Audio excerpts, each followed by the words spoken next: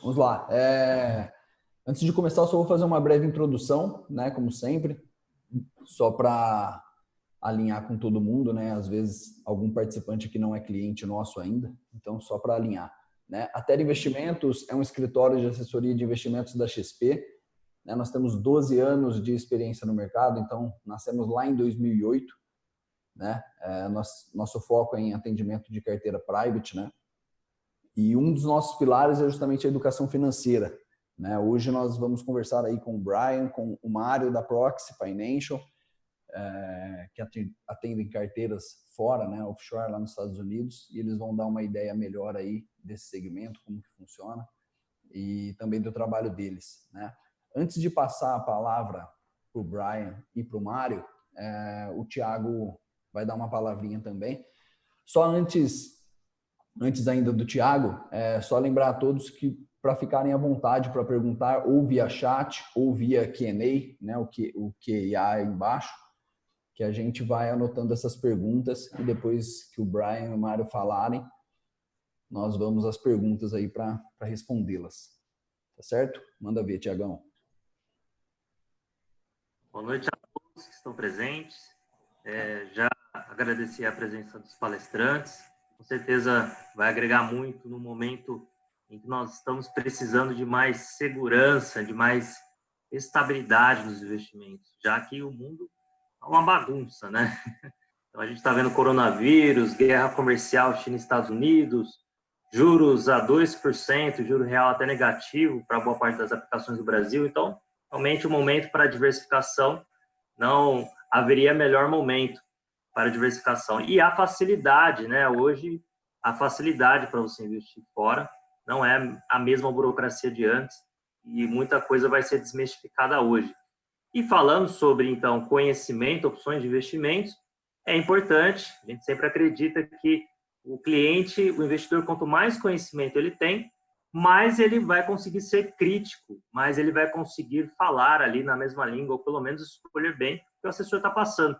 Então, a gente traz as palestras para isso e traz também os nossos cursos para todos conseguirem ter uma linguagem ali, um acesso à informação muito melhor. A gente quer clientes críticos. E aí eu destacaria logo no início que, como sempre, a gente faz aquele sorteio famoso que quem preencher a ficha de avaliação da palestra, você automaticamente, só de preencher a ficha, já está concorrendo a um livro de finanças que a gente vai sortear, tá? A gente tem sorteado o livro do Guilherme Benchimol, então aí quem quiser conhecer um pouco mais essa história aí desse cara empreendedor brilhante do mercado financeiro, indico bastante.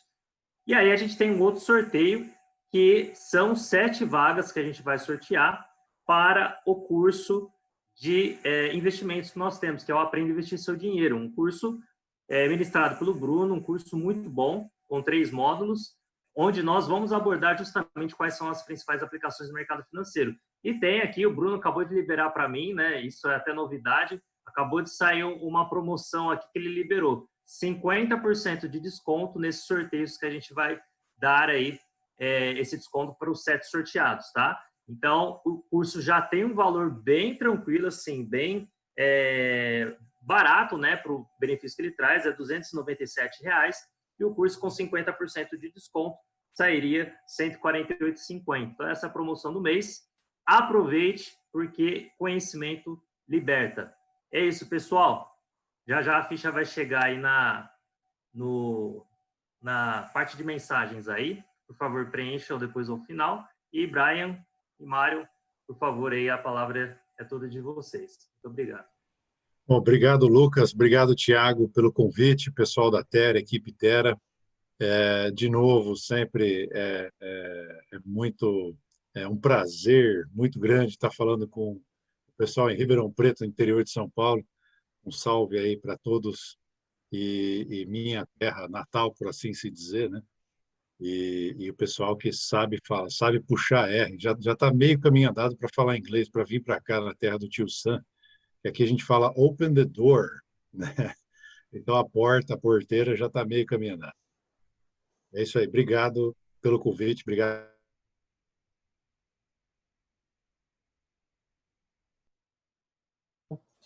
E vamos embora. Antes da gente começar, eu queria só passar para quem está nos ouvindo, tem muita gente que acho que talvez não saiba como é o sistema financeiro brasileiro e tal. Eu não vou perder muito tempo com isso, é coisa bem rápida para a gente poder falar do sistema financeiro americano. Então, basicamente, a gente tem aqui no Brasil, né, um Conselho Monetário Nacional, que é o órgão máximo do Sistema Nacional Financeiro Nacional.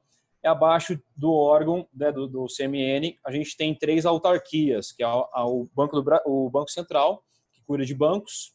Nós temos a CVM, que é a Comissão de Valores Imobiliários, que cuida de mercado de capitais, e a SUSEP, que cuida de seguros, previdência complementar, aberta, enfim. Então, assim, são essas 3 autarquias que, basicamente, nós temos no Sistema Financeiro Nacional, e a CVM, que cuida da parte de mercado capitais. Dentro da CVM existem diversas licenças, diversas posições do mercado, mas eu só vou comentar apenas 3 posições para a gente poder levar isso para o modelo americano, para ficar mais fácil o entendimento. Então, a gente tem o modelo de agente autônomo, né, a licença Ancor, que no caso do nosso parceiro a Terra são agentes autônomos. Nós temos a parte do consultor financeiro, onde tem uma licença separada, diferenciada disso, onde ele monta o planejamento financeiro, vem com a parte mais analítica, mais consultiva, e tem uma outra figura, uma posição, que é o gestor, que além de ele criar uma carteira customizada, ele faz uma gestão ativa dos investimentos dos clientes. Então, ele vai criar uma carteira baseada no perfil, nos objetivos e na análise de risco, horizonte de tempo, enfim. E ele vai implementar isso e monitorar isso. Nos Estados Unidos não é muito diferente disso. A gente teve uma migração muito grande do mercado na década de 80, 90. O mercado de Wall Street mudou bastante e hoje a maioria do mercado trabalha no modelo fiduciário. O modelo fiduciário é o modelo de gestão. Então, quando eu falo modelo de gestão, eu estou falando que é cobrado uma taxa administrativa anual para fazer a gestão ativa dos investimentos. E isso, indiferente de quantas vezes forem realocados os ativos, enfim, isso é totalmente indiferente. Então, o modelo que a Proxy trabalha é o modelo fiduciário, é o modelo de gestão ativa dos investimentos. Então, a gente, basicamente, só para introduzir um pouquinho da Proxy aqui, para antes da gente começar o tema principal, a Proxy ela é uma gestora de ativos, tá? Então, um dos nossos serviços é a criação de carteira administrada. Então, nós vamos, de novo, montar uma carteira customizada para cada cliente, de acordo com objetivos, com perfil, objetivos de curto, médio e longo prazo, visando horizonte de tempo, necessidade dando exemplos, né? Escolas para os filhos, aposentadoria, enfim.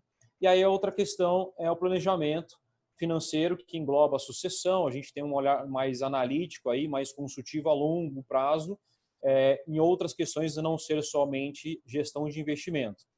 Nós também temos um outro braço que é a imigração.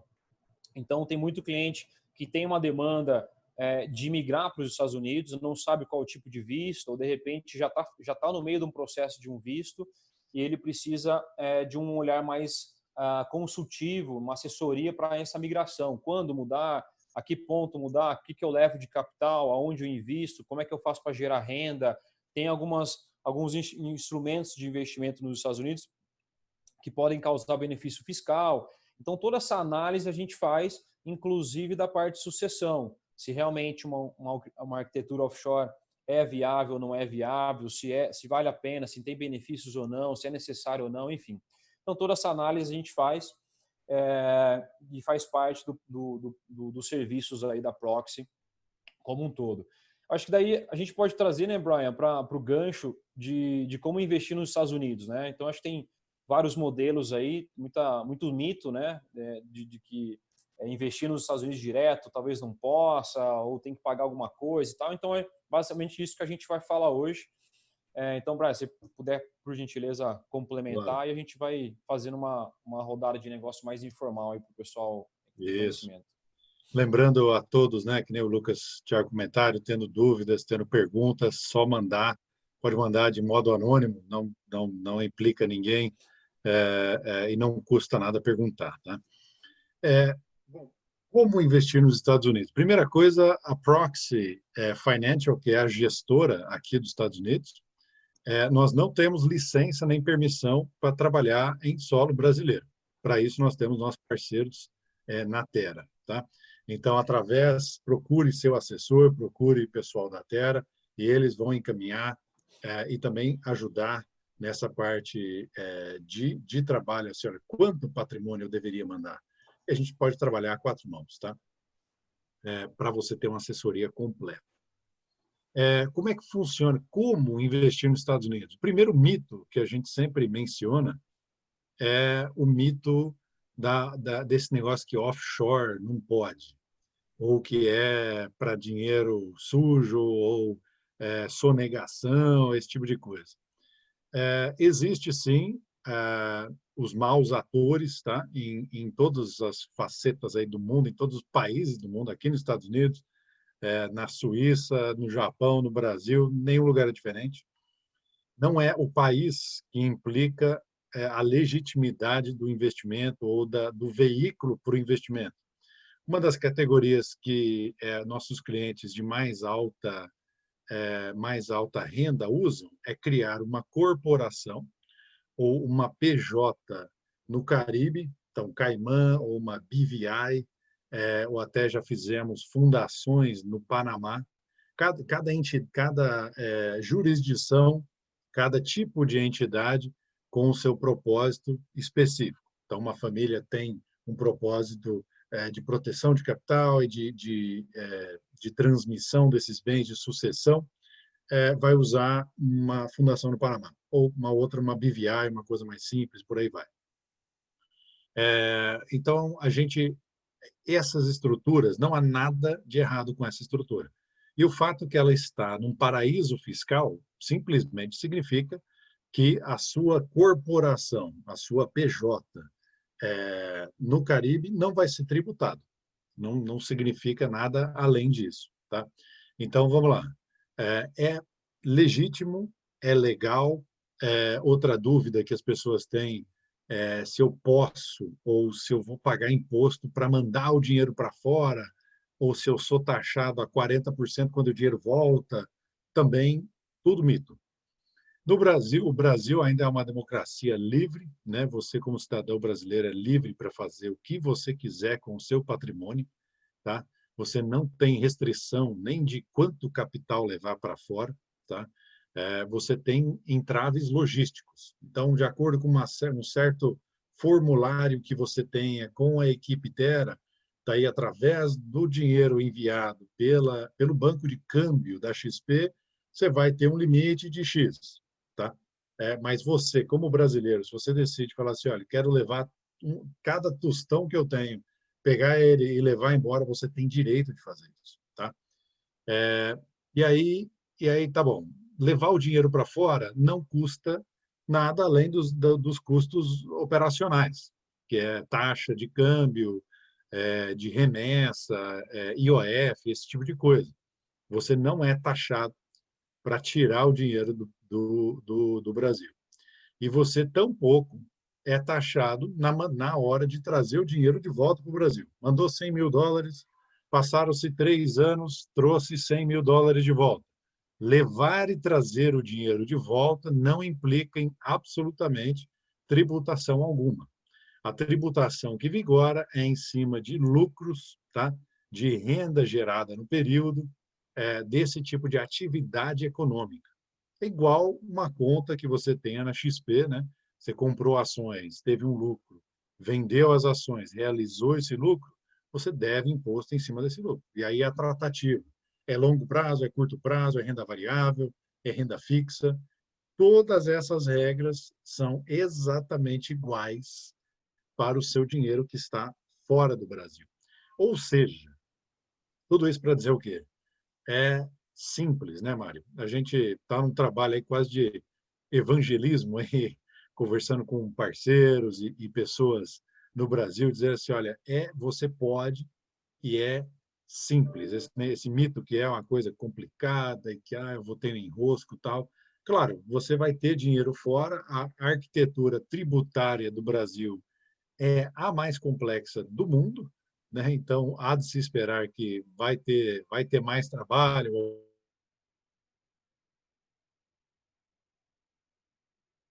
se arrepender, porque o contador tá triste, tem muito trabalho para fazer ou tem mais trabalho do que o normal antes de ter dinheiro fora. Opa, estava no mudo aqui. Até para complementar o que o Brian está falando, por exemplo, né, quais formas que o investidor consegue acessar o mercado lá de fora? Existem várias maneiras. Existem formas, por exemplo, através de corretoras. Tem muitas corretoras brasileiras que estão lá, ou corretoras locais. Nós temos bancos de custódia, que é basicamente, né, são os mesmos meios aqui. Bancos de varejo, tem muito banco de varejo que tem acesso, Banco do Itaú, Brasil, etc. As próprias gestoras, como nós. Então, acessos, os investidores têm isso, livre acesso. O que acontece é que, como o Brian falou, tem muito mito aí no mercado que existe na questão de tirar o dinheiro do Brasil. Então, novamente, não existe nenhum custo para a remessa, apenas IOF e o spread do câmbio. E agora a sucessão. Tem um ponto agora, né, Brian, que é um pouco importante, porque tem muito investidor que tem ativos lá fora, como, por exemplo, um imóvel, um apartamento, uma casa, ou um ativo investido, etc., e esse ativo ele está exposto a um processo de sucessão. Então, por exemplo, nos Estados Unidos, até $60 mil, o investidor é isento em qualquer tipo de ativo que ele tenha lá fora. A partir do momento que passa de $60 mil, para não residente americano, tá? Quando for residente americano é outra história, aí esse valor, esse montante aumenta e vai para $11 milhões. Então, quando você tem um ativo maior que $60 mil e você está exposto a esse tipo de sucessão, quando o titular falece, a transferência desse ativo, quer seja imobiliário, quer seja investimento, ele passa por um processo estadual. E esse processo estadual chama probate. E pode chegar em até 40%, 50% em Nova York, por exemplo, depende muito de cada estado. Então, esse é um processo que tem que tomar muito cuidado. Então, por exemplo, só fazendo uma conta rápida aqui de exemplo. Se você tem um ativo de $100 mil, $60 mil é isento. Então, o que incide no imposto são os outros $40 mil. Se você aplicar um imposto de transferência do processo de probate de 40%, a gente está falando de $16 mil de taxa que os herdeiros, né, vão precisar pagar para fazer a transferência do ativo. Então, esse é um ponto muito delicado e que a gente faz essa análise junto com o cliente da estrutura de sucessão. Então, se realmente é viável ou não uma estrutura offshore, não é viável, tem um custo para montar uma arquitetura offshore. E esse custo precisa ser analisado se realmente vale a pena ou não. Então, se valer a pena, ótimo, a gente monta a estrutura. Se não valer a pena por questão de valor, de montante, de patrimônio, etc., a gente tem outras soluções que a gente vê, que são N soluções, mas as mais conhecidas é um seguro de vida, por exemplo, que a gente adiciona no valor que está calculado o processo de probate, ou a gente, de repente, entra com uma PJ, não lá nos Estados Unidos, mas aqui fora, como dona do ativo. Então, tem uma série de questões que tem que ser analisadas, por isso que a gente sempre aconselha os investidores, ao investirem, ao entrarem no mercado internacional, se não tem experiência, expertise, para que busque alguma orientação, assessoria de algum profissional, para não ter esse tipo de problema futuro. A gente vê muitos investidores tendo esses tipos de ativos lá fora e tendo problema de sucessão, ou mesmo não somente com sucessão, mas, por exemplo, com tributação. Como o Brian comentou, ganho de capital nos Estados Unidos, né, para não residente americano, você não é tributado. Então, se você investe lá, sei lá, $10 mil e você resgata e tem um ganho de $5 mil, esse ganho de $5 mil não é tributado nos Estados Unidos para não residente americano. Ele é tributado no Brasil. Mas tem diversas regrinhas que o contador especialista no internacional precisa fazer. Não é muito complexo, tem diversos especialistas que fazem isso, a gente tem alguns parceiros, inclusive, para isso, na parte tributária, mas ele precisa declarar isso dependendo do ativo, dependendo do montante, dependendo de uma série de coisas mensalmente, mesmo que não haja resgate mensalmente, mesmo que não haja ganhos mensalmente, mas isso é um processo que tem que ser analisado e tem que tomar cuidado para não ter problema depois com a receita no Brasil e etc.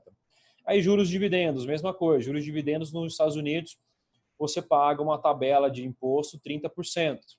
No Brasil, dividendos é isento. Sim, no Brasil, para empresas brasileiras. Agora, o investidor que está investindo no mercado internacional e há juros ou dividendos de empresas internacionais, há uma tributação, sim, na fonte, 30%. E aí, como o Brasil tem um tratado com os Estados Unidos de compensação, a declaração no Brasil tem que ser feita de qualquer maneira, mas não, essa taxa, esse imposto não sobressai os 30%. Por conta disso, o pagamento de imposto fica nos Estados Unidos apenas, mas a declaração tem que ser feita. Isso é muito importante se atentar, tá, gente? Só para complementar, que entrou a pergunta aqui, lembrando aqueles que tiverem dúvidas, né, e quiserem compartilhar, é só mandar no chat aí embaixo do Zoom ou no QIA. A pergunta é sobre pagamento de dividendos de ETF, né? Então, aqui nos Estados Unidos, nós temos o mercado de ETFs mais desenvolvido do mundo. Nós temos por volta aí de 5 mil ETFs diferentes, né? E dos quais eu diria que uns liquidez assim para você colocar, comprar e vender, talvez de 15 a 20%, tá?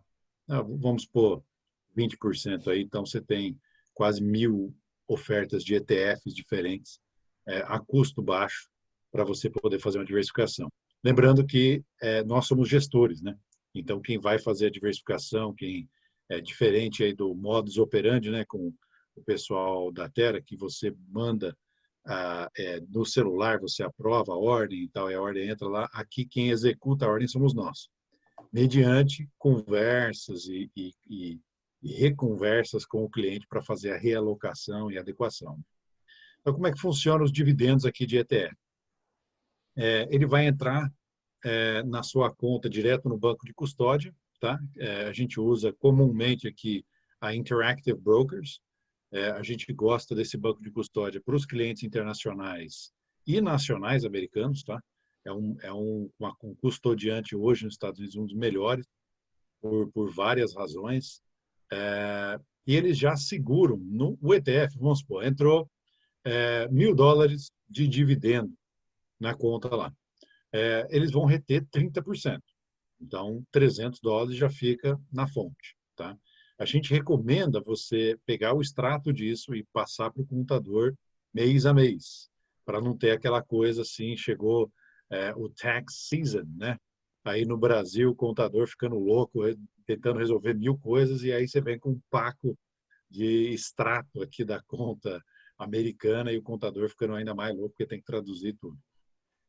Tendo essa tratativa assim de mês a mês, mandar, ele vai já fazendo a compensação desse dividendo retido aqui nos Estados Unidos na sua tributação no imposto de renda no Brasil, ok?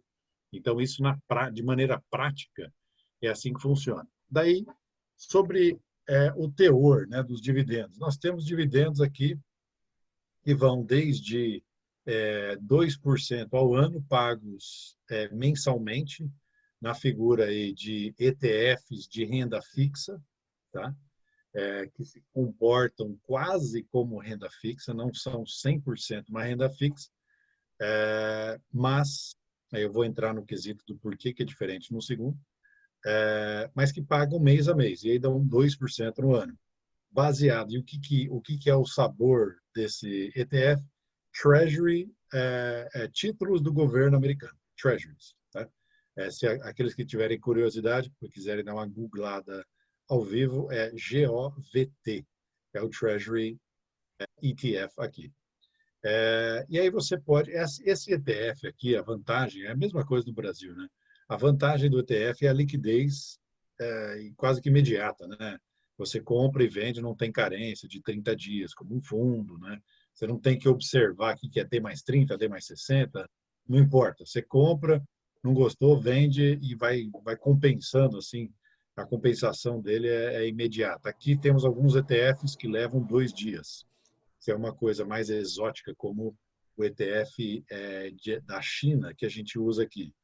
Ele investe diretamente em ações listadas em Xangai. Então, por isso, ele tem 2 dias de compensação aí, porque realmente o dinheiro está indo para o outro lado. Não é uma listagem, não é uma ADR, não é uma ação que está aqui nos Estados Unidos, é uma listagem direto lá. Também Hong Kong e por aí vai. Então, no máximo, você vai ter D+2, tá? Para ter dinheiro livre na conta, sendo que a maior parte dos casos, o Interactive Broker já disponibiliza o dinheiro para comprar. Então, você vendeu, virou ali, ó, eu já sei que eu quero comprar, já entra a ordem de compra, ele compra porque ele sabe que vai ser compensado isso daí 48 horas depois. E nós temos, então, eu falei do dividendo aí baixinho, né? O IVV, que é outro ETF do SP500, é o ETF que os profissionais usam, como nós, para imitar o SP500. Por que a gente usa o IVV? Porque ele é 3 vezes mais barato do que o que cobra o famoso SPY, o SPY, que é o ETF mais conhecido aí. A gente usa o IVV porque ele é realmente, a taxa de administração dele e o skill, né, ele vai acompanhando, né, marginalmente, ele está que nem o SP500, né? Ele é assim, o IVV é assim, a BlackRock, o SPY é um pouquinho maior. Um fundo mútuo que cobraria 1% estaria bem mais abaixo do SP500, teórico, né, do índice.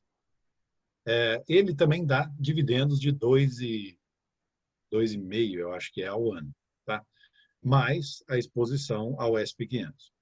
Também temos ETFs, não é bem um ETF, tá? Que é os famosos REITs, que é o FII brasileiro, o Fundo de Investimento Imobiliário. O Fundo de Investimento Imobiliário, igual o modelo brasileiro, copiou o modelo americano, né? Então são muito similares. A empresa, para não ser tributada, ela tem que entregar 95% da sua renda depois das despesas, né? Então tem uma certa, um EBITDA, né? Quase. Ela tem que entregar 95% disso para os seus acionistas na forma de dividendo. Então nós temos algumas empresas interessantes, não é um ETF, tá? A empresa é um REIT. Aí você tem ETFs de REITs, para deixar a coisa um pouquinho mais apimentada. Se O fosse os REIT, fundos imobiliários ele mesmo, tem... né? Oi? É como se fosse os fundos imobiliários mesmo, né? Só para fazer a Isso, analogia. isso. Fundo imobiliário, um fundo de fundos imobiliários, seria no caso. E aí você tem rendimentos de 14% ao ano, né? Pode parecer muito interessante. Agora, perceba que o cálculo é um pouco diferente de esta empresa gera tanto resultado e ela não tem o que fazer com o dinheiro que ela entrega de volta 14% de volta para os seus acionistas. É diferente, ela é obrigada a entregar isso ou ela vai pagar imposto. E ela recolhe aluguéis e ela, sabe, ela tem aí suas entradas, né? Compra e venda de imóvel também gera resultado. Mas tem que cuidar, né? Porque eu digo isso porque a gente vê assim o pessoal trazendo dinheiro do Brasil para cá, para os Estados Unidos, falar aonde que eu tenho um retorno legal? Procura renda fixa, que é uma ideia assim muito ainda engessada assim na cultura de investimento brasileira, é buscar renda fixa. Talvez agora com a Selic a 2%, essa cultura vai ser começar a alterada, esse search for yield, que a gente chama aqui, que é a busca desse rendimento fixo, né? Cuidado com esses rendimentos fixos altos, por quê? Vou dar um exemplo aqui, Simon Properties. É o maior REIT, né? Ele é um fundo de investimento imobiliário de shoppings dos Estados Unidos. Se você pegar o gráfico, a ação é SPG, tá? O ticker é SPG. Se você pegar o gráfico de 5 anos, é uma queda linear e vai desabando. Por quê? Embora tem shopping interessantes, aqueles que gostam de fazer compras, que vêm aí para o Florida Mall, ou Sawgrass lá em Miami, os outros malls aí em Manhattan, tal, que vive cheio de brasileiro, e os brasileiros sustentam em boa parte esses shoppings. O problema é que a demografia, a dinâmica de compras do americano não é mais de ir no shopping. Tá? É coisa de adolescente, vamos dizer assim, no dia a dia. Né? falar, eu vou no shopping. Ah, não, é coisa de adolescente, ficar girando o shopping lá, paquerando o menino, paquerando a menina, né? Então, assim, e vários shoppings aqui na Flórida Central, eu moro em Orlando, né? Aqui na Flórida Central, que a gente chama essa área, está tendo um fenômeno muito interessante que o shopping, como ele é um ambiente grande, pé direito altíssimo, né, teto de vidro, então deixa ar natural entrar, é um ambiente grande com ar condicionado. Então tem várias casas de repouso ou chains, né, cadeias de casa de repouso, comprando shoppings e transformando eles, ou pelo menos uma ala deles, em a casa de repouso, basicamente, ou um ambiente de repara as pessoas, os locatários de casa de repouso morarem ali. Aí, como tem uma estrutura grande, tem bastante, né, coisa assim de energia, de esgoto, é tudo já bem avançado, porque o shopping é uma construção grande. Daí você tem também a parte médica se instalando ali dentro, que também não é um fenômeno só americano, né? Eu vi isso em Curitiba, eu vi em outros lugares, né? Pequenos hospitais e clínicas se instalando dentro de shopping no Brasil. Então, assim, não, mas não é um fenômeno em larga escala. Tá acontecendo aqui porque aqui tem um calor muito grande e aí os velhinhos gostam de um ambiente de ar condicionado e está tendo essas trocas aí, esse repurpose que a gente chama, né, no mercado imobiliário. Então assim, só que se você olhar a ação do Fundo de Investimento Imobiliário, do REIT, da Simon Malls, está sendo castigado nos últimos 5 anos e mesmo assim paga um dividendo, eu não me lembro agora de cabeça, mas ele paga um dividendo de acima de 10% ao ano. Mas o seu principal, né, o valor da ação, vem caindo paulatinamente aí, de acordo com a gestão da empresa e a mudança de demografia. Né? Por que diversificar? Mário, você quer abrir o assunto assim do porquê investir? E eu acho que eu vou jogar uma batata quente, Mário. Por que investir aqui nos Estados Unidos comparativamente com o Brasil, né? Por que não investir aí direto e quando usar, talvez, né? Quando usar a estrutura junto com o pessoal da Terra, vou jogar batata quente para o Lucas também, se o Thiago quiser entrar na briga também. Quando usar Brasil, quando usar a equipe da Terra e quando vir para cá, né? Vou começar com o Mário aí. Claro. Desculpa, Mário. Imagina. O Marco fez uma pergunta, né, que o Brian respondeu já sobre o dividendo de ETF nos Estados Unidos. O Adriano ele fez uma pergunta ali em cima, você até respondeu ele no chat, só que foi para todos os palestrantes, então possivelmente ele ainda não viu essa resposta aí no chat. Tá, eu vou complementar aqui agora, Lucas, exatamente sobre isso. Show de bola. Que basicamente é o seguinte, aqui o que o Adriano perguntou era se melhor fazer por CPF ou por CNPJ, dólar ou real, né? Então, vamos lá. A primeira questão é a pessoa física ou jurídica. Isso depende muito de cada estratégia, de cada objetivo, de cada investidor. Tem, por exemplo, tem estratégia, por exemplo, através de uma pessoa física. Tem, de repente, uma estratégia de um investidor que ele prefere investir com o PJ, ou através de uma arquitetura offshore, que é uma empresa constituída numa ilha, um paraíso fiscal, uma BVI, uma Ilhas Caimã, enfim. Então depende muito de cada estratégia. É difícil falar qual que é o melhor, tem pontos positivos e negativos de cada uma, benefícios fiscais de cada uma delas. Então precisa realmente analisar. O que a gente faz esse trabalho de análise junto com o investidor e saber o que realmente é o mais adequado, mais ideal para ele, para fazer as movimentações. Agora, vamos lá, pergunta do porquê diversificar o seu capital. Adriano, se eu não te respondi direito, se você precisa de mais informações, pode comentar aqui ou perguntar no QIA e a gente volta nessa questão, tá? Então, por que diversificar? Bom, existem vários pilares aí, né, do porquê a gente é aconselhável diversificar o capital, não só o Brasil, mas isso em modo geral, em nível global. Nos Estados Unidos, por exemplo, os americanos diversificam também o seu capital em nível global e não deixam 100% alocado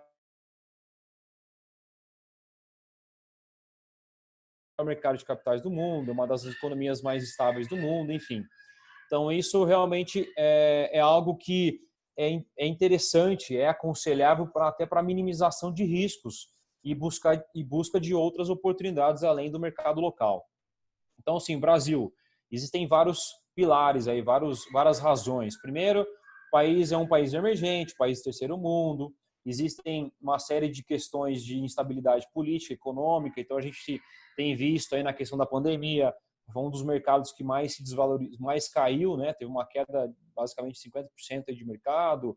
A gente teve alguns pontos, alguns casos pontuais aí, por exemplo, a saída do Moro, quase um circuit breaker no mesmo dia. Então, são pontos que o mercado fica exposto, a gente fica muito vulnerável por uma série de questões micro e macro ambientes.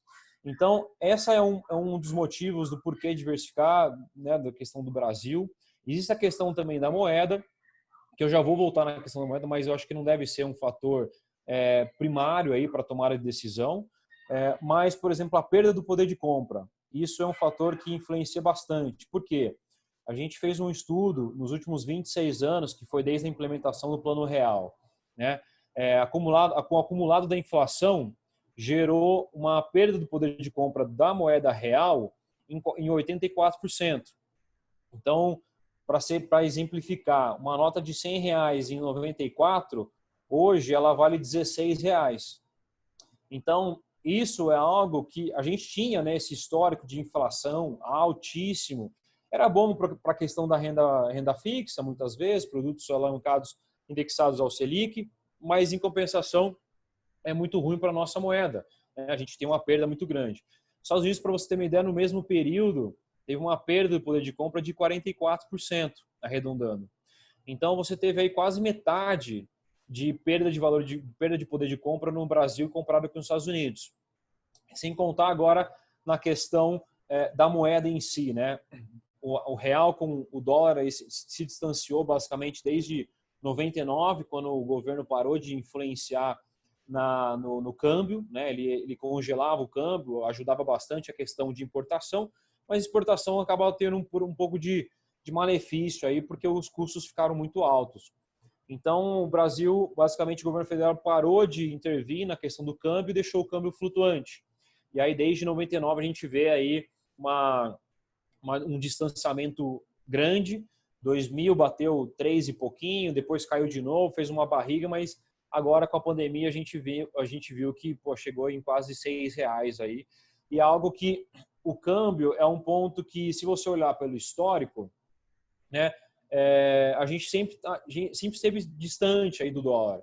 O real não é demandado internacionalmente, isso também influencia. O dólar já é a moeda que mais tem circulação aí no mundo, tirando o ouro, né, que é metal, mas o dólar é uma moeda que tem mais circulação, demanda e circulação do mundo, depois vem o euro, etc. Até a questão de exchange, de troca de moeda, de demanda de compra e venda e tal, o dólar ainda lidera. Então, ainda assim, hoje existem vários estudos, várias tendências seculares do sistema monetário mundial e tal, com a vinda da moeda chinesa, a estratégia da China, etc. Mas, em curto prazo, a gente acredita que a gente não é evidente, né? Mas olhando vários sintomas aí do mercado, algo que não vai mudar tão significativamente. Pode ser que daqui, de repente, décadas aí, realmente a China pode ser que sobressaia, dólar, etc. Mas há casos que, enfim, né? A gente faz uma gestão ativa justamente por conta disso. É o dia a dia, e a gente vai analisando o mercado, olhando os sintomas, enfim. Então, o que a gente fala para os nossos clientes? Depende muito de cada objetivo, de cada perfil. Então, por exemplo, um investidor que tem o objetivo de continuar morando no Brasil e, de repente, ele tem uma questão de proteção de patrimônio mesmo. Então, aconselhável, de repente, diversificar 20%, 30% do capital. Tem investidores que não conhecem esse mercado, não têm familiaridade com o mercado internacional, então, de repente, dá para começar com um pouco menos, você vai se acostumando, vai conhecendo o mercado externo e tal, depois vai chegando no montante que você deseja. Agora, existem casos específicos, né, Brian? Por exemplo, investidores que queiram migrar para os Estados Unidos. Aí é claro que a gente vai alinhando isso de acordo com o objetivo. Não faz muito sentido ele ter a maior parte do capital no Brasil se ele mora nos Estados Unidos.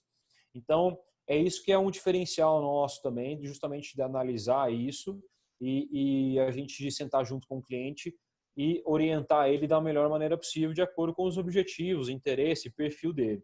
E aí que entra, vou passar até, se quiser passar a palavra para você, Lucas, a questão da Terra, porque é onde o investidor vem, né? Então, se concentra Brasil, a Terra vai olhar, obviamente, os investimentos do investidor no Brasil, e a gente, em conjunto, aí, em 4 mãos, vai analisar a situação e vai ajudar o cliente a investir no mercado internacional, e claro que com uma assessoria profissional, aí, não simplesmente deixar o cliente no meio do mercado americano para ele fazer o que ele bem entender, que isso é um risco muito alto, né? A gente aqui no Brasil, a gente já tem investidores, já correm bastante risco, então isso é até uma dica aí para quem quiser investir no mercado internacional, que não conhece muito o mercado, adquire uma assessoria, orientação de um profissional para você não ter prejuízos aí, porque muitas vezes você manda um capital sem orientação e acaba às vezes tendo uma perda significativa aí, de repente influencia no patrimônio, na receita familiar, enfim, e aí é complicado. Mas esses são um dos motivos, Brian aqui jogou a batata aqui, mas a gente analisa isso junto, né? Então esses são um dos pilares aí interessantes para o investidor analisar e ver se faz sentido realmente o âmbito de diversificação para proteção. Agora, eu queria até legal você entrar com um gancho aí, Brian, da questão do internacional, da diversificação global. Mesmo que a gente haja no mercado americano, a gente consegue ainda trazer uma diversificação global, isso Ásia desenvolvida, Europa, enfim, deixar você complementar a fala. Sim, eu queria passar antes a palavra para o Lucas, né? Quando procurar, você tem alguma ideia aí de quando procurar enviar dinheiro fisicamente para fora, quando usar, como que vocês veem isso daí, Lucas? Certo. Assim, eu não tenho muito o que complementar, né, do Mário, ele já falou de forma mais completa. Eu acredito que o ponto principal o investimento internacional hoje ele é quase que obrigatório, né? Eu vinha falando com o Brian aqui um pouco antes da gente começar. O Brasil hoje representa cerca de 2% do PIB mundial, né? Então não faz sentido hoje a sua carteira de investimentos ser 100% na economia local, né? Faz sentido você ter a sua carteira, parte dela globalizada, que seja nos Estados Unidos. Agora, a questão de investir por aqui em fundos internacionais, que a XP tem algumas opções, a questão de enviar dinheiro para fora, aí eu acredito que vai de uma análise perfil a perfil. Né? É muito difícil que a gente fale uma receita de bolo aqui de cliente X. Com certeza. Cliente X é melhor que envie dinheiro, o cliente Y é melhor que invista através da XP mesmo em fundos internacionais, enfim. Eu acredito que isso vai mais de uma análise aí, Caso a perfil caso. a perfil, um a um. Claro. Eu ia também complementar que com o valor baixo, né, esses novos fundos da XP, com R$ 100 você consegue investir, ter uma alocação fora. E investimento não é diferente do resto da vida, né? Então, tudo é uma curva de aprendizado. A pessoa começa a investir fora, ela não começa com 40% do patrimônio dela. Ela não começa com 2/3 do dinheiro que tem para ser investido, né? Ela tem lá R$ 10.000, eu tenho R$ 1 milhão, eu vou mandar todo ele para fora. Não, você começa devagar, paulatino, e daí isso daí eu acho que essa oferta no Brasil vem a complementar isso aí. Lembrando assim, a gente gosta de desmistificar essa história, não é complicado, não é bicho de 7 cabeças, é permitido, né? Você é um cidadão livre no Brasil hoje, e você pode diversificar e ter fora. Agora, o que o Mário aludiu aí de diversificação global, né? Nós lemos um paper do Ray Dalio, né? Que até ele estava no evento da XP aí há pouco tempo. Hoje ele é o líder do maior hedge fund do mundo, né? E ele lançou, a equipe dele, por acaso, lançou um estudo em 2019, começo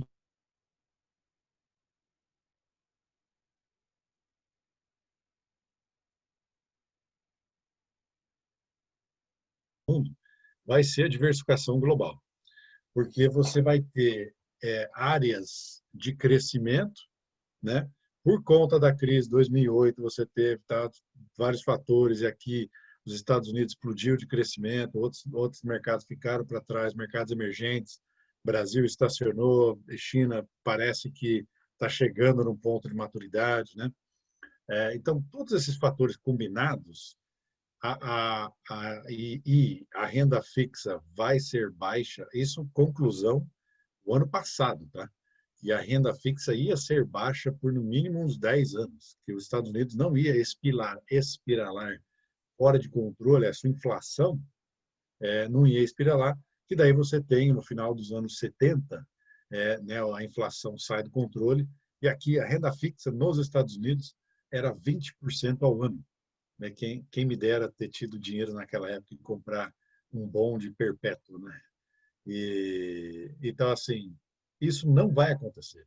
Aconteceu naquela época porque o mundo estava, sei lá, tinha algumas décadas que saiu da guerra, a implementação de tecnologia, não existia internet, não tinha difusão de informação. O mundo sempre está em constante mudança, né? E evolução nesse sentido. Então, a gente vê que não vai acontecer de novo, só que também retornos vão estar suprimidos por causa disso. Daí você vai ter que ir lá na Noruega, em certas classes de ativos na Noruega estão em crescimento. Vai todo mundo lá, vira bolha e explode. Aí certas classes de ativos na Índia estão dando bem. Daí vai todo mundo lá, explode. Então, esse vai ser o novo desafio do investidor, é um desafio global, tá? Então, assim, como que a gente vê isso? Está no nosso DNA da Proxy, há várias décadas, inclusive, investir com um viés global. E como que a gente faz isso? Através do mercado americano, você tem essa oferta de ETFs, né? Então, você tem uma maneira barata e com altíssima liquidez de investir em China, em Índia, em imobiliário europeu, né? Então, você tem como segmentar isso e dar exposição para a sua alocação de carteira. Resumindo, basicamente, como que a gente investe aqui a Proxy, né? Como gestores? A gente acredita no Objective-Based Investing. Então, investimento por objetivos. E o seu objetivo é crescimento? Simples, nós vamos te expor aos setores de crescimento.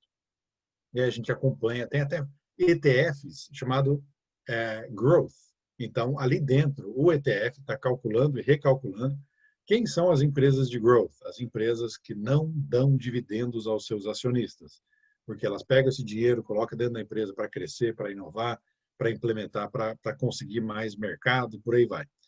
Então, aqui são categorizadas as empresas num espectro, né, desde crescimento a setor defensivo. Procter & Gamble, Walmart, né, Coca-Cola, é um setor defensivo, as pessoas vão comprar Coca-Cola na crise ou na bonança. Né? Até o outro lado, que é Tesla, está apostando no carro autônomo. Vai dar certo isso? Ninguém sabe. Mas é um investimento hoje nessa classe de ativo, que no longo prazo a Tesla pode ser o próximo GM, né? Ou Ford. Se você olhar o gráfico de 100 anos da Ford, é uma maravilha. E a Tesla pode ser o investimento dos próximos 100 anos. Né? Então, a gente aqui nos Estados Unidos, a Proxy, né? Não de modo geral nos Estados Unidos, mas a nossa pegada não é simplesmente dizer assim, olha, vem para os Estados Unidos, vamos colocar seu dinheiro no SP500. Isso você pode fazer até com muito menos dor de cabeça, com um clique, né? Ou um WhatsApp para o seu assessor, para o seu agente de investimentos aí da Terra, você consegue fazer isso daí. A nossa gestão aqui nos Estados Unidos vai além, inclusive na liquidez, né? Essa é a grande questão, né? Você vai comprar Apple, você tem Apple no Brasil, na Bolsa Brasileira, é o BDR, chamado BDR, né? Só que a liquidez disso aqui é dezenas de milhões de dólares por dia, senão, não sei se a Apple chega a mais de 100 milhões de dólares por dia.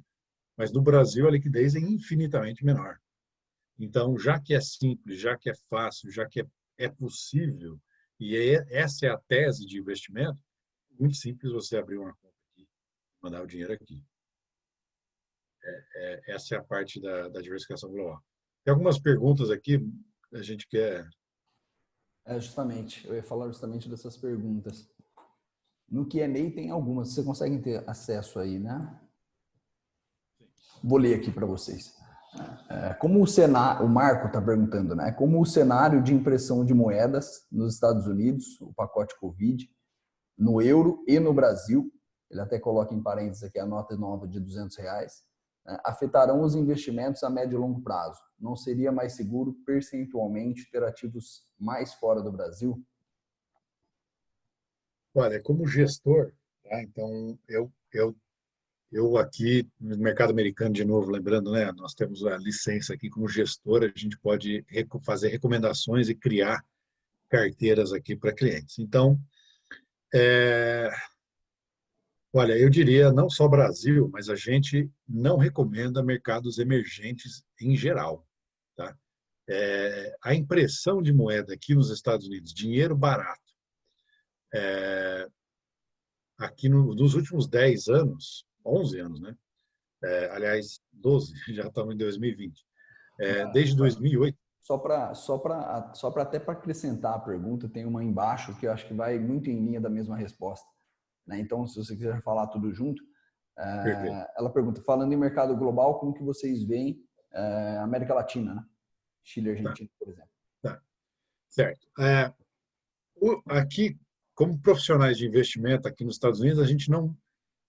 É até meio feio dizer aí no webinar no Brasil, né? Mas a gente não olha países específicos, tá? É muito país. Aqui nos Estados Unidos, a gente olha aí 220 países, a gente categoriza eles em mercados emergentes, desenvolvidos, né? E aí algumas pérolas aí que você tem ao longo do caminho. Depois eu dou um exemplo disso. Mas assim, o investidor aqui, ele não tem o costume de falar assim, agora a bola da vez é Brasil, vamos no ETF do Brasil. A gente vai olhar essa classe de ativos emergentes, tá? E aí a gente vai ver como isso se comportaria dentro de uma carteira customizada para um cliente com perfil agressivo, por exemplo. Perfil agressivo tem o objetivo de crescimento, que é investir o dinheiro, vai deixar o dinheiro trabalhar por si só, as empresas crescerem ao longo do tempo, ao longo de muito tempo, e daí lá na frente resgatar esse dinheiro, usar para imigração, que a gente tinha comentado, usar para pagar as contas futuras ou aposentadoria, no caso, né? Permite mais oscilações no meio do caminho, né? Isso, com mais oscilações no meio do caminho, mas é aquela coisa, a empresa, a Tesla, por exemplo, é uma empresa de growth, ela é categorizada como uma empresa de crescimento. Se ela acertar a veia dela, os 1.000 e alguma coisa dólares que vai dividir, né? Eles vão dividir acho que 5-1, vai ser barato. Lá na frente vai valer mais mil, que nem a Apple. A Apple chegou uma época, alguns 5 anos atrás, ela valia uns 1.000 e tantos dólares, eles dividiram por 10. Daí voltou a valer 100 dólares cada ação da Apple e já está na trajetória para subir de novo.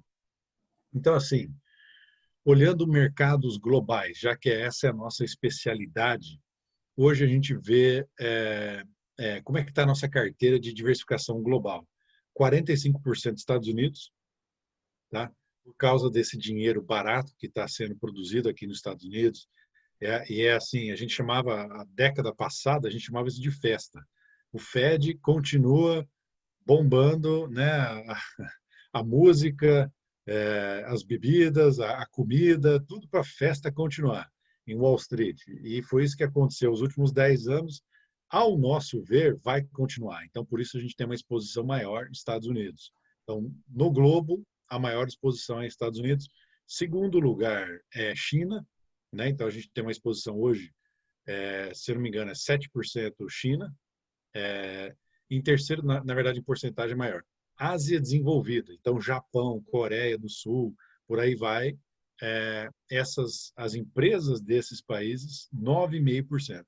Então, nossa carteira global, 45% Estados Unidos, 9,5% Ásia desenvolvida, 7% China e o resto renda fixa. O resto estamos com o pé no freio. Isso é a nossa tese, é a nossa visão, tá? Essa exposição que a gente está dando para o globo. Mercados emergentes, tá? Europa é emergente e Europa desenvolvida, ainda não. A gente está vendo assim que ainda tem muita fragilidade, muita volatilidade, e não é hora ainda para investir nos mercados. Essa é basicamente a tese da nossa diversificação global. Acho que respondeu. Em termos de segurança, só para responder o Marco aqui, tem um outro, como financial advisors, né, como gestores aí, né, a gente tem que olhar também o todo. Então, não só o sabor, o conteúdo, né, o que a gente vai investir, quantos por cento é aqui e ali, mas também o conduíte, né, o cofre que você está usando para acessar esses mercados. Aí eu concordo com o Marco. Se o dinheiro fora do Brasil, aí é outra questão, né? Daí é seu conforto com as instituições, com o governo, com eleições, com toda essa arquitetura. Se você está desconfortável com isso, você pode trazer o dinheiro, de novo, você é livre, você pode trazer o dinheiro para cá e investir em ativos. Se você acha que Brasil é a bola da vez, você pode trazer o dinheiro para os Estados Unidos e investir em ETFs e ações e renda fixa de empresas brasileiras aqui dos Estados Unidos. Né? A própria XP, né? Tem a ação aqui na Nasdaq. Então, o conduíte, a gente sempre recomenda assim, olha, se você vai colocar dinheiro fora, use os Estados Unidos. Tem outras jurisdições, né? Tem Reino Unido, Uruguai, algumas ilhas no Caribe. Só que é assim, o tamanho do sistema financeiro em Caimã, nas Ilhas Caimã, comparado com o tamanho do sistema financeiro nos Estados Unidos. Em comparação, né? Até a Suíça, que era um destino assim de muita gente mandar dinheiro para lá, tal. Hoje em dia, os Estados Unidos recebe, esqueci agora o valor, o número na cabeça que eu esqueci, mas é coisa assim, vários bilhões de dólares por semana vem da Suíça para os Estados Unidos. Porque em 2008 os Estados Unidos criou esse acordo de FATCA, né, que é o compartilhamento de informações de CPFs entre países. Então o Brasil assinou o FATCA com os Estados Unidos em 2011. Então você abre uma conta nos Estados Unidos com o seu CPF, tá? Você não precisa ter Social Security, pagar nada, só vai abrir com o CPF aqui. Em 2011, né?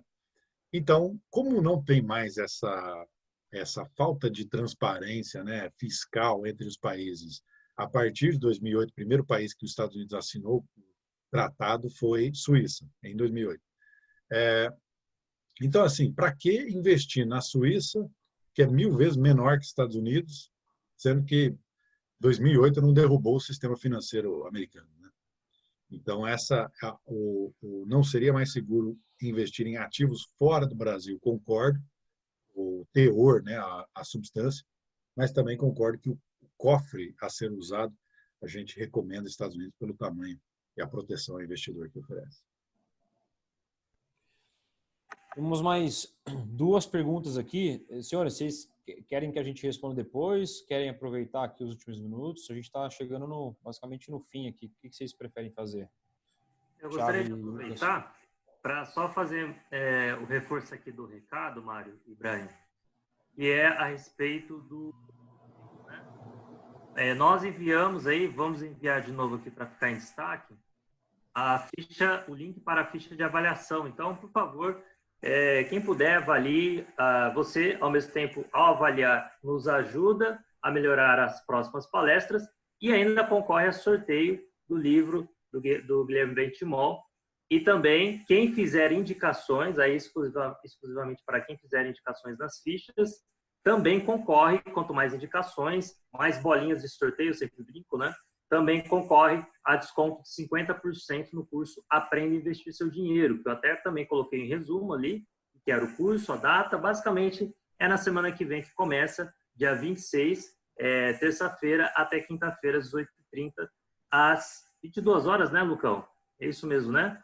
Começa, só o início aqui, 18h30 às 22h, é isso mesmo. É isso aí. São 3 módulos, um curso incrível para ajudar você a desmistificar muitos investimentos, inclusive aplicações offshore. Com certeza o Bruno vai acabar entrando também na parte de multimercados, que é o que a gente está conversando hoje. E, gente, hoje realmente não tem como ficar só ali na caixinha Brasil. A gente viu na prática ali o efeito coronavírus fazendo com que a bolsa brasileira fosse a que mais caísse no mundo, né, em março. Caiu mais de 50%, perto de 50%. E as duas bolsas que mais rápido recuperaram foi justamente a bolsa americana e a chinesa, né?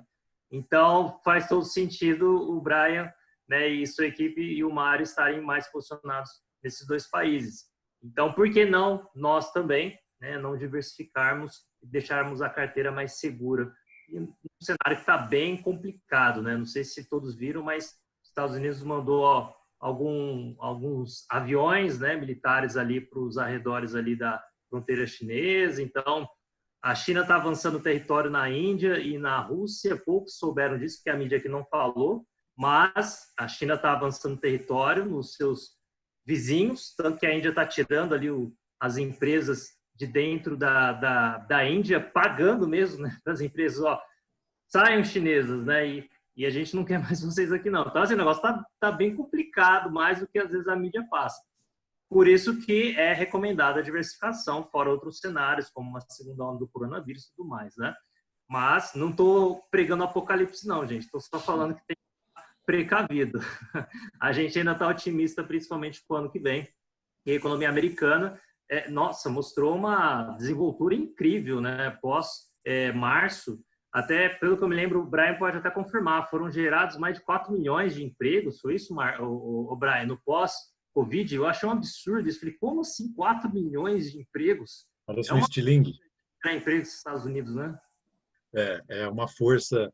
E assim, essa é a força de ter uma economia baseada em serviços, né? 2/3 da economia americana baseada em serviços. Então, o contador, ele fala, pô, tá aí o cheque do governo chegou, tá meio precisando de umas férias mesmo, ele passa a chave ali, fecha, aí o pessoal que está com ele é despedido. Aí dá 2 semanas depois, pô, o serviço voltou, né? Estamos aí trabalhar de novo. E aí contrata todo mundo de novo. Fora que aqui tem uma CLT, existe uma CLT aqui, mas ela é muito, muito mais flexível. Então, você despedir alguém por N motivos é muito fácil. E aí, por isso, também permite contratar as pessoas de volta. Então, por isso você teve esse estilingue. Você perdeu 15 milhões, né, de empregos, se não me engano o número. E aí volta 4, e basicamente foi restaurante, né? A maior parte restaurante. Então, o americano tá precisando sair de casa, comer hambúrguer no restaurante. Aí volta o emprego. Estava enclausurado, desesperado para sair, né? Quando voltou, aqui no Brasil deu uma recuperada até maior do que esperado também. Foi bem interessante essa reação. Muito legal. Mais alguma pergunta aí, pessoal? Tem bastante pergunta aqui. Eu só queria perguntar para vocês se a gente consegue responder ao vivo aqui ou vocês preferem que a gente responda depois para cada um. Eu acho que pode mandar bala aqui mesmo, né? A gente 19h34, a gente vai passar lá. Um pouquinho, mas não tem problema não. Tá, vamos lá rapidinho então, só para não se estender. Tem uma pergunta do Leandro ali em cima. Boa noite. Qual é a diferença entre os investimentos internacional da XP e mandar diretamente para fora? Se eu entendi sua pergunta, Leandro, qual é a diferença de usar o acesso pela XP Internacional e mandar diretamente para fora? O que diferencia basicamente é o serviço, né? Cada empresa tem um tipo de serviço que oferece uma gestão mais ativa, outra oferece apenas recomendação de carteira, outra oferece uma posição de um custodiante lá fora e você age por conta própria. Aí existem tickets mínimos, né? Então, por exemplo, o Wells Fargo e a XP exigem $500 mil. Acho que a XP estava mudando para $1 milhão agora. Existem outras casas, JP Morgan, Morgan Stanley, que exigem uns valores maiores.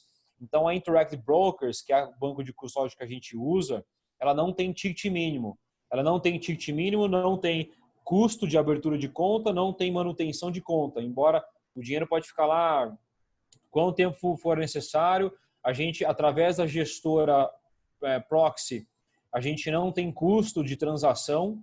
Então, independente de quantas vezes os recursos forem realocados mediante a estratégia da carteira, tem zero custo para o cliente, tá? Então, são esses diferenciais que o cliente precisa entender que faz mais sentido para ele para tomar a decisão.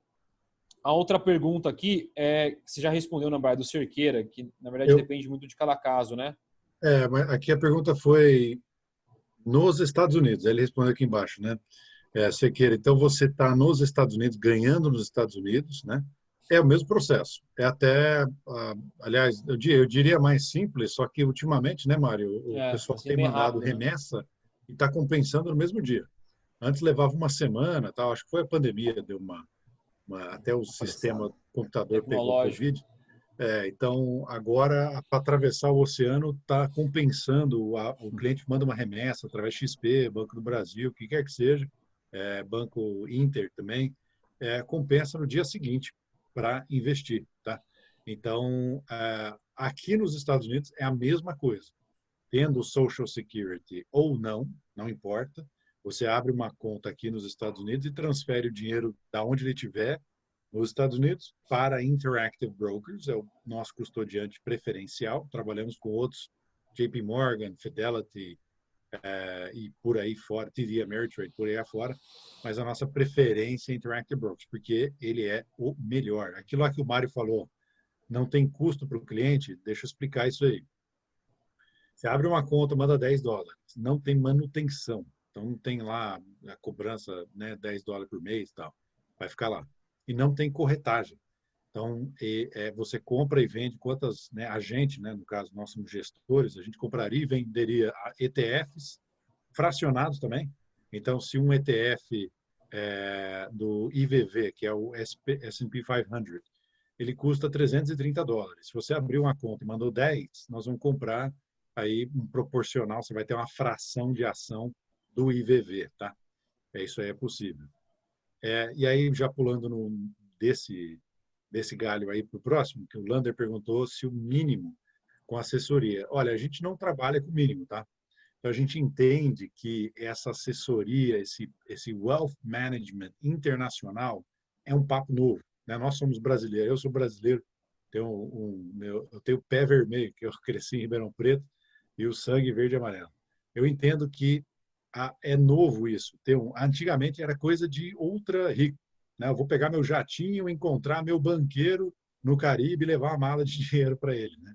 E aí essa pessoa ia fazer o investimento para você. Isso é o que a gente está oferecendo, uma arquitetura livre, né, e muito interessante, né, mas é diferente. Então, o que a gente faz? A gente trabalha com clientes, temos vários clientes, né, Mário, que começaram assim, eles têm patrimônio de 5, 6, 10 milhões, mais, e começam a abrir uma conta de 25 mil. Né? No problem. A gente começa a trabalhar, a gente aqui nos Estados Unidos, nós somos assessores fiduciários, tá? O que significa isso? Caso a caso, o auditor do órgão regulador do governo, que é a CVM americana, chamada SEC, vai olhar e falar: você fez o certo para essa pessoa que mandou $25 mil? Você fez o certo para a pessoa que mandou 25 milhões? Tá? E a gente tem que acertar todas as vezes. Por isso que é aquilo lá. A gente faz investimento baseado em objetivo e perfil. São os dois gargalos que a gente trabalha. A gente cria a carteira customizada sempre para todo mundo e aí entrega esse resultado. A outra pergunta aqui que eu estou vendo do Anselmo, né?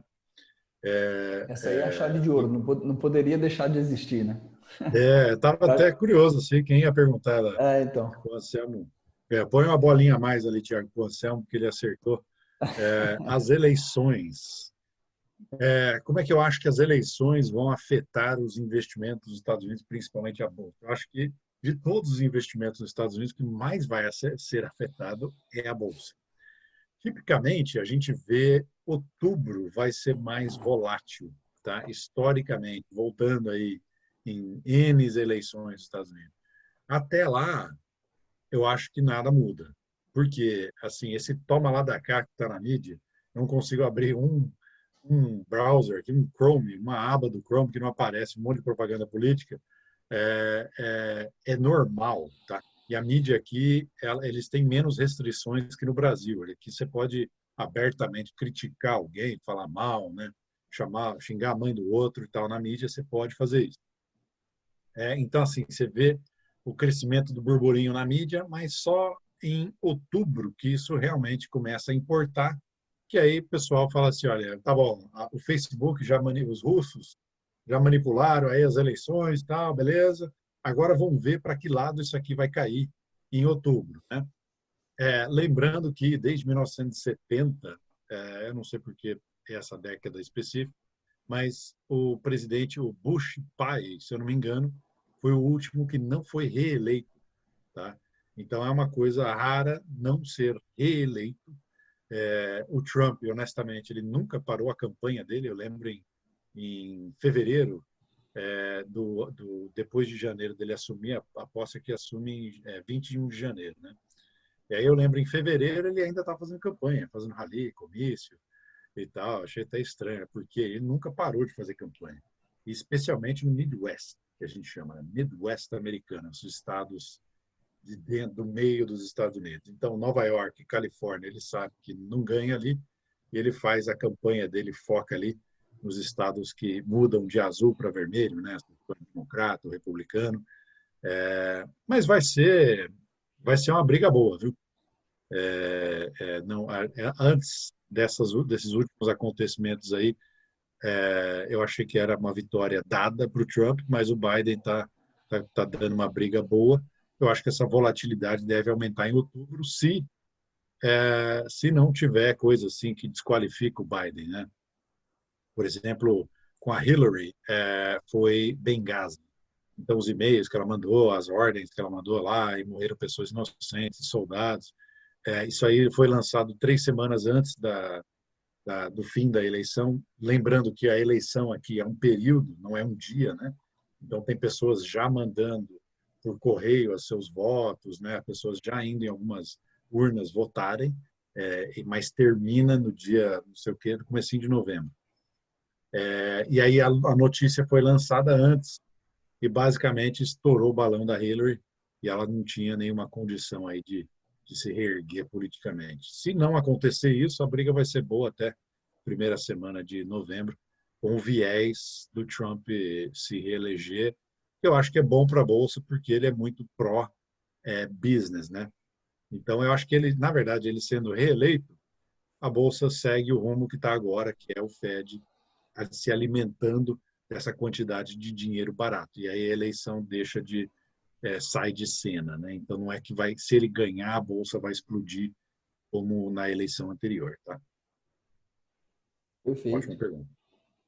Acho que, assim, em tempos normais ele seria reeleito com mais facilidade, né? Mas nós não vivemos tempos normais, né?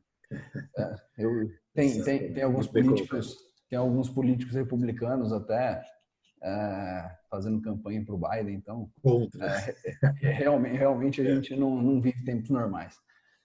Mas, Brian, Mário, perfeito, muito obrigado, né, pelo tempo de vocês, pela palestra de vocês. É a segunda vez que nós temos essa conversa, né? E eu só tenho a agradecer mesmo a vocês. Foi de muito bom proveito. Se aparecer alguma pergunta posterior, nós enviamos aí para vocês, enfim. E é isso. Muito obrigado. Tá ótimo. Eu que agradeço, pessoal. Thiago, Lucas, Satera. Muito obrigado pela atenção. Todos os ouvintes também. Obrigado por todo mundo estar nos ouvindo aí. Qualquer dúvida, só mandar para o pessoal da Terra e a gente responde depois de in loco. Obrigado, gente. Boa noite para todos.